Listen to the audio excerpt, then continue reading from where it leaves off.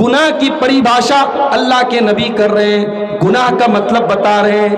گناہ اس کام کو کہتے ہیں جس کام کو کرنے کے ٹائم انسان کو بے چینی اور دل کے اندر ایک کھٹک محسوس ہو۔ وَكَرِهْتَ أَن يَطَّلِعَ عَلَيْهِ النَّاسُ، اور گناہ کا کام وہ کام ہے کہ انسان اس کو چھپا کر کے کرتا ہے، لوگوں کو پتہ نہ چل جائے، لوگوں سے چھپا کر کے کرتا ہے۔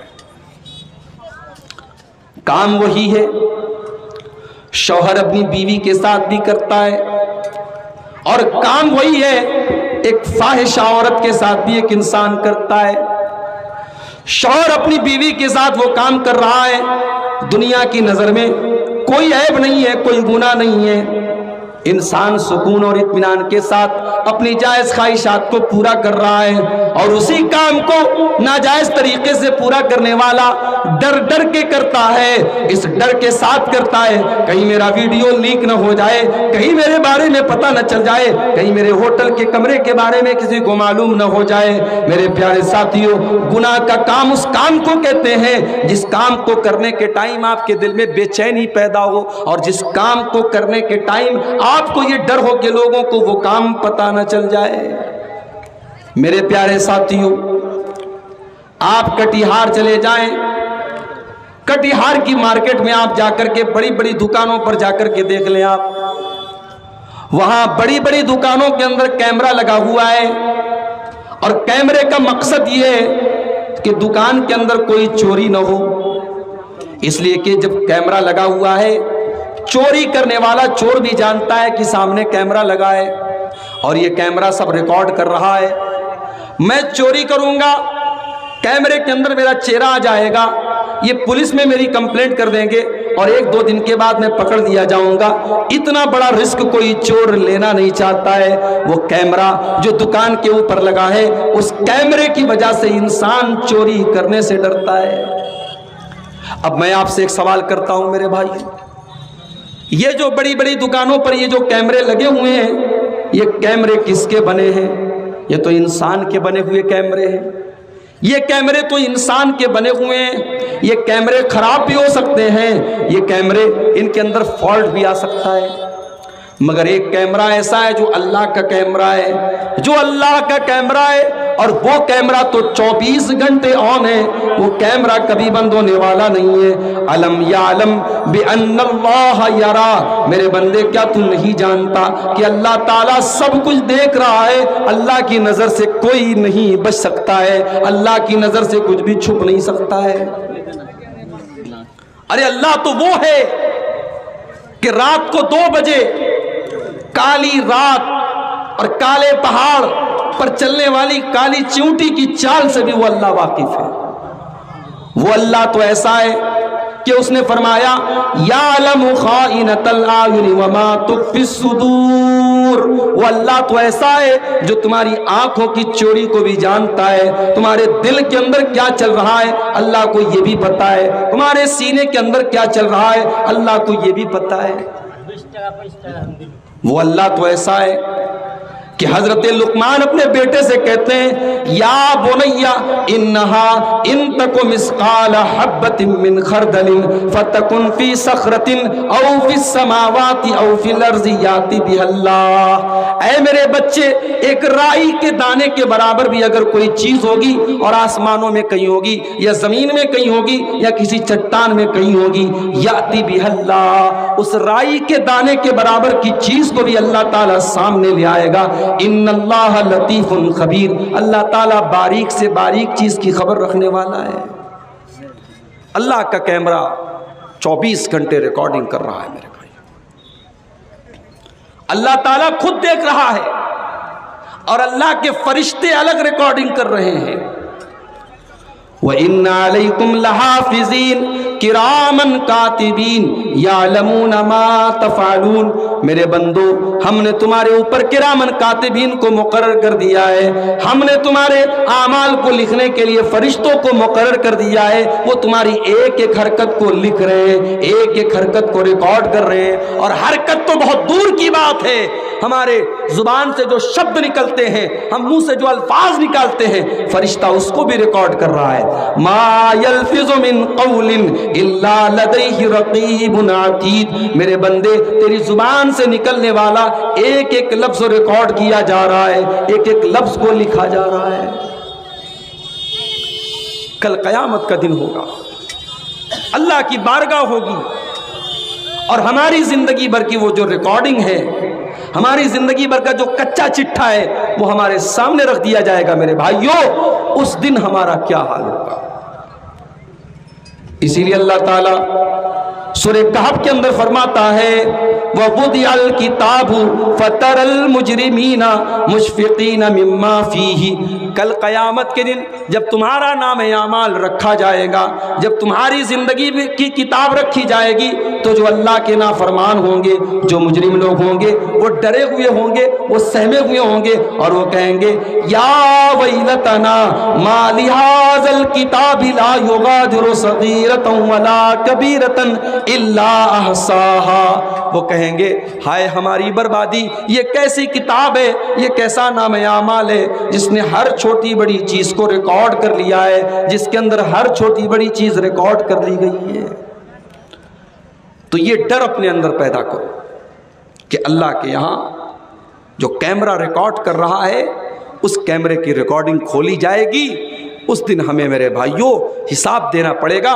یہ ڈر اگر پیدا ہو گیا تو انشاءاللہ ہم گناہوں سے بچیں گے۔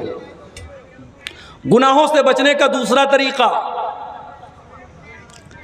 گناہ کرتے ہم کان سے، گناہ کرتے ہم آنکھوں سے، گناہ کرتے ہم ہاتھ سے، گناہ کرتے ہم پیر سے۔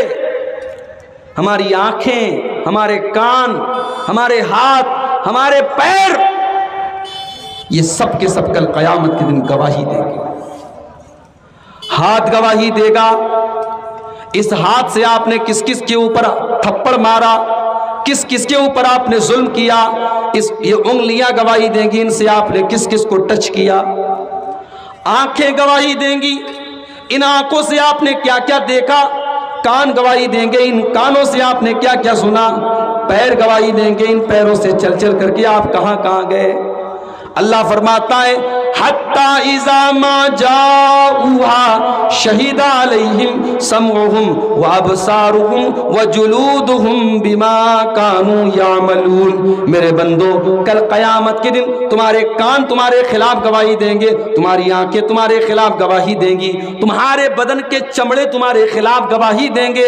وقالوا لجلودہم لما شہدتم علینا قالوا انطقنا اللہ الذی انطق کل شیء۔ انسان اپنی چمڑی سے کہے گا، انسان اپنے بدن کی اسکن سے کہے گا کہ تو کیسے بول رہی ہے، تو کیسے گواہی دے رہی ہے۔ تو انسان کی چمڑی کہے گی جس اللہ نے زبان کو بولنا سکھایا، اسی اللہ نے آج ہم کو بولنا سکھایا۔ انسان کی چمڑی بولے گی، اور صرف چمڑی نہیں بولے گی، یہ دھرتی بھی بولے گی، یہ زمین بھی بولے گی، یہ تین کوڑیا کی سرزمین بولے گی، یہاں آپ نے جو گناہ کیا۔ کٹیہار کی سرزمین بولے گی، وہاں آپ نے جو گناہ کیا، آپ نے جہاں پر بھی بیٹھ کر کے کوئی غلط کام کیا۔ یومئذ تحدث اخبارها بان ربک اوحی لها، قیامت کے دن یہ دھرتی بولے گی، یہ زمین بولے گی، یہ ہماری خبریں بتائے گی، یہ زمین ہمارے خلاف گواہی دے گی۔ تو گناہ سے اگر بچنا ہے تو یہ اپنے اندر یہ سوچ پیدا کر لو کہ ہم جو بھی گناہ کریں گے اپنی باڈی کے جس پارٹ سے کریں گے، ہماری باڈی کا وہ پارٹ کل قیامت کے دن ہمارے خلاف گواہی دے گا۔ اس دن ہم کیا کریں گے میرے پیارے ساتھی؟ گناہ سے بچنے کا تیسرا طریقہ، جب ہم کوئی گناہ کا کام کرتے ہیں، ہم اپنے باپ سے شرماتے ہیں، اپنی ماں سے شرماتے ہیں۔ شراب پینے والا لڑکا بھی اپنے باپ کے سامنے شراب نہیں پیتا، غلط کام کرنے والا انسان بھی اپنی ماں کے سامنے غلط کام نہیں کرتا۔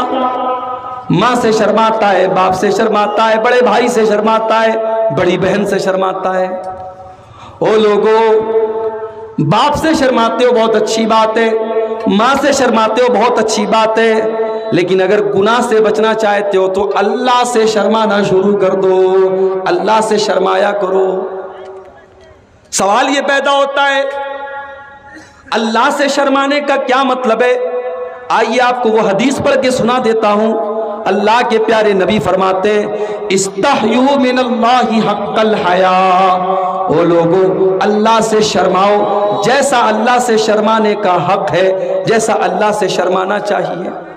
صحابہ نے کہا اے اللہ کے نبی ہم تو اللہ سے شرماتے ہیں۔ الحمدللہ نبی نے فرمایا نہیں تم اللہ سے نہیں شرماتے ہو، اللہ سے شرمانے کا مطلب یہ ہے ان تحفظ الرأس وما وعى، تم اپنے سر کی حفاظت کرو اور سر کے اندر جتنی چیزیں ہیں تم ان کی حفاظت کرو، سر کی حفاظت کرو۔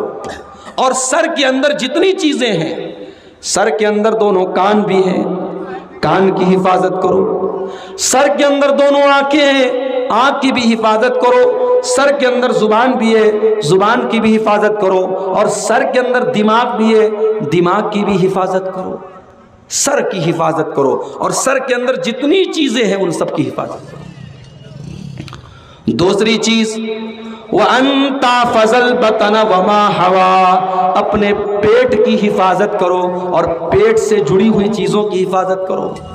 پیٹ کی حفاظت کرو، پیٹ میں حرام کمائی مت ڈالو، پیٹ میں سود اور بیاج کی رقم مت ڈالو، پیٹ میں چوری اور بے ایمانی کا پیسہ مت ڈالو، پیٹ میں جوئے اور سٹے کی رقم مت ڈالو، اپنے پیٹ کو حرام کمائی سے بچاؤ۔ اور پیٹ سے جڑی ہوئی چیزوں میں انسان کی شرمگاہ بھی ہے، چاہے مرد ہو چاہے عورت ہو، اپنی شرمگاہ کی حفاظت کرے، اپنی آبرو کی حفاظت کرے۔ اللہ کے نبی فرماتے ہیں من یضمن لی ما بین لحییہ وما بین رجلیہ یضمن لہ الجنہ، اپنی زبان کی گارنٹی دے دو، اپنی شرمگاہ کی گارنٹی دے دو، میں تمہیں جنت کی گارنٹی دیتا ہوں۔ اپنے آپ کو زنا سے بچاؤ، اپنے آپ کو بدکاری سے بچاؤ، میں تمہیں جنت کی گارنٹی دیتا ہوں۔ اللہ کے پیارے نبی فرماتے ہیں عورت 4 کام کر لے جنت میں چلی جائے گی، عورت 4 کام کر لے جنت کے جس گیٹ سے چاہے، جنت کے جس دروازے سے چاہے وہ جنت میں چلی جائے گی۔ اذا صلت المرأۃ 5، عورت 5 ٹائم کی نماز پڑھے، وصامت شہرہا، رمضان کا روزہ رکھے، واطاعت زوجہا، اور شادی کے بعد اپنے شوہر کی اطاعت کرے، واحسنت فرجہا، اور اپنی شرمگاہ کی، اپنی عزت و آبرو کی حفاظت کرے۔ یہ 4 کام اگر عورت کر لے، اللہ کے نبی فرماتے ہیں دخلت من ابواب الجنت شات، عورت جنت کے جس دروازے سے چاہے جنت میں جا سکتی ہے۔ مگر ایک بات مجھے کہنے دیجئے میرے بھائی، نبی نے تو کہہ دیا شرمگاہ کی حفاظت کرو، مگر شرمگاہ کی حفاظت کیسے کرے؟ جب مسلمان لڑکی اپنے گھر سے بے پردہ نکل کر کے چلے گی تو شرمگاہ کی حفاظت کیسے ہوگی؟ جب سماج کے اندر بے حیائی ہوگی، جب محرم غیر محرم کا کوئی فرق نہیں ہوگا، جب مسلمان لڑکیاں بے پردہ نکلیں گی تو اس سماج کے اندر زناکاری کو کیسے کنٹرول کیا جائے گا، بدکاری کو کیسے روکا جائے گا؟ جس سماج میں لڑکے کا باپ لڑکی کے باپ سے 5 لاکھ روپے کی ڈیمانڈ کرتا ہو، اس سماج میں شرمگاہ کی حفاظت کیسے ہوگی؟ جس سماج میں غریب لڑکی کا باپ جہیز کا انتظام نہ ہونے کی وجہ سے اپنی جوان بیٹی کی شادی نہ کر پاتا ہو، اور بیٹی کی عمر نکل رہی ہو اور بیٹی کے غلط راستے پر جانے کا ڈر ستا رہا ہو، اس سماج میں شرمگاہ کی حفاظت کہاں سے ہوگی؟ جس سماج میں نکاح کو مشکل کر دیا جائے اور زنا کو بالکل آسان کر دیا جائے، اس سماج میں شرمگاہ کی حفاظت کہاں سے ہوگی میرے پیارے ساتھیوں؟ اللہ کے نبی فرماتے ہیں وَأَن تَحْفَظَ الْبَطْنَ وَمَا حَوَىٰ، اگر تم اللہ سے شرماتے ہو تو اپنے پیٹ کی حفاظت کرو، اور پیٹ سے جڑی جتنی چیزیں جس میں انسان کی شرمگاہ بھی شامل ہے تم اس کی حفاظت کرو۔